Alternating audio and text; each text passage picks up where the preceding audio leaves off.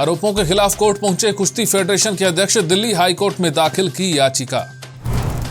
भारतीय सेना में शामिल हुई शार्क अटैक सबमरीन, पानी के अंदर बारूदी सुरंग बिछा सकती है सबमरीन। अमेरिका में नौकरी गंवा चुके हजारों आईटी एक्सपर्ट्स पर घर वापसी का दबाव, वीजा खत्म होने से पहले ढूंढनी होगी नई नौकरी। नमस्कार, मैं हूं संजय सेठी, आप देख रहे हैं जेसीडी टाइम्स। कुश्ती का दंगल अब कोर्ट पहुंच गया है। भारतीय कुश्ती महासंघ के अध्यक्ष ब्रजभूषण शरद सिंह के सहयोगी की ओर से धरना देने वाले पहलवानों के खिलाफ दिल्ली हाईकोर्ट में याचिका दाखिल की गई है। याचिका में ब्रजभूषण सिंह के खिलाफ पहलवानों की ओर से लगाए गए यौन उत्पीड़न के आरोपों को भी चुनौती दी गई है। भारतीय नौसेना को आज शार्क अटैक सबमरीन मिल गई है। इसकी खास बात यह है कि इस समंदर के अंदर बारूदी सुरंग बिछा सकती है। इसे 1150 फीट की गहराई में तैनात कर सकते हैं। स्टेल्थ तकनीकों से लैस होने की वजह से दुश्मन को इसकी मौजूदगी का आसानी से पता भी नहीं चलता। तंगहाली और आर्थिक संकट झेल रहे पाकिस्तान की परेशानियां कम होने का नाम नहीं ले रही हैं। आज सुबह से पाकिस्तान के बड़े शहरों इस्लामाबाद, कराची और पेशावर के 22 जिलों में इस वक्त बिजली की सप्लाई रुक गई है। बताया जा रहा है कि ऐसा पावर ग्रिड की मेंटेनेंस ना होने की वजह से हुआ है। ऑस्ट्रेलिया के मेलबर्न में एक बार फिर हिंदू मंदिर में तोड़फोड़ हुई है।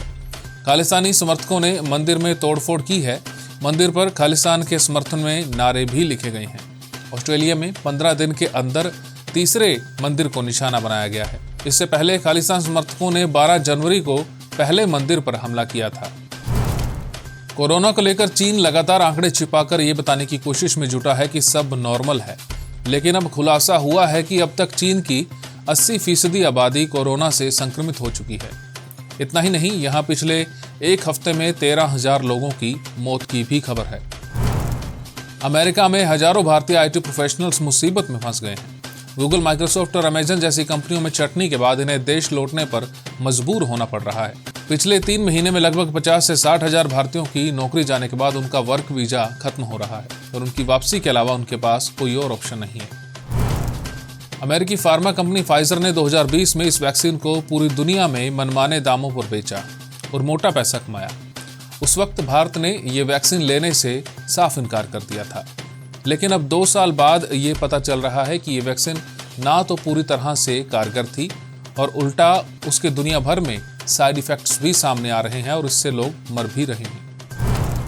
अमेरिका के कैलिफोर्निया में एक बार फिर अंधाधुंध फायरिंग का मामला सामने आया है। इस फायरिंग में 16 लोगों को गोली लगी है, जिसमें 10 की मौत हो गई और बाकी की हालत नाजुक बताई जा रही है। वहीं हमलावर ने खुद को भी गोली मारकर आत्महत्या कर ली है। अब बात आज के इतिहास की। आज नेताजी सुभाष चंद्र बोस की 125वीं जयंती है। नेताजी का निधन हुए 75 साल हो चुके हैं, लेकिन उनकी मौत का राज आज भी रहस्य बना हुआ है। उनकी मौत का सच जानने के लिए 3 कमेटियां बनी। 2 ने यह कहा कि उनकी मौत प्लेन क्रैश में हुई। तीसरी रिपोर्ट में कहा गया कि ऐसा कोई प्लेन क्रैश हुआ ही नहीं था।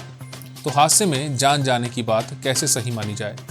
उनके निधन के सालों बाद तक देश के अलग अलग हिस्सों में नेताजी को देखे जाने के दावे किए जाते रहे।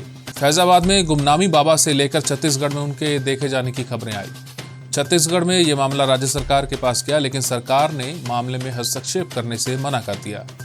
जिन गुमनामी बाबा के नेताजी होने का दावा किया जाता था, उनके निधन के बाद उनके पास नेताजी से जुड़ी कुछ तस्वीरें, उनके परिवार की तस्वीरें, पत्र पत्रिकाओं में छपे उनके कुछ लेख और कई अहम लोगों के पत्र और उनकी कथित मौत से जुड़ी जांच रिपोर्ट भी मिली थी। हमारी इस खास पेशकश में फिलहाल इतना ही। देश और दुनिया की तमाम खबरों के लिए आप देखते रहिए जेसीडी टाइम्स।